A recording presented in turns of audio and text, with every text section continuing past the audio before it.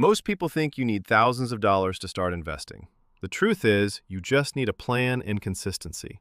In this video, I'm going to show you exactly how to build a $10,000 portfolio starting from zero.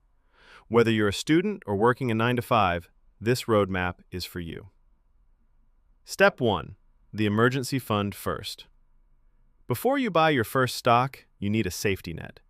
Aim for 3 to 6 months of expenses in a high-yield savings account. This ensures that if the market dips, you won't be forced to sell your investments at a loss just to pay your bills. Step 2. Choose your platform. To start, you need a brokerage account.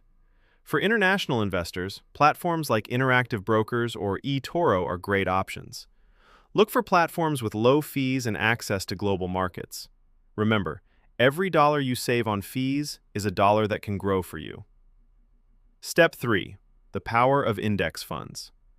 Don't try to pick the next Apple or Tesla.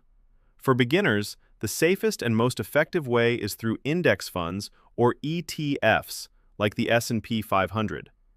This gives you a piece of the top 500 companies in the US. It's diversified, low risk, and historically returns about 10% per year.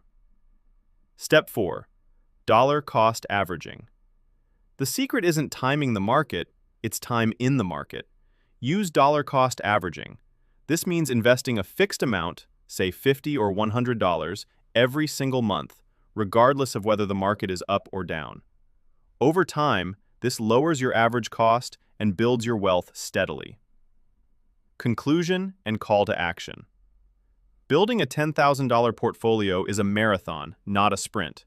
Start today, stay consistent, and watch your money grow. If you're ready to start your investing journey, hit the like button and comment "Ready" below. Don't forget to subscribe for more wealth building guides. Thanks for watching.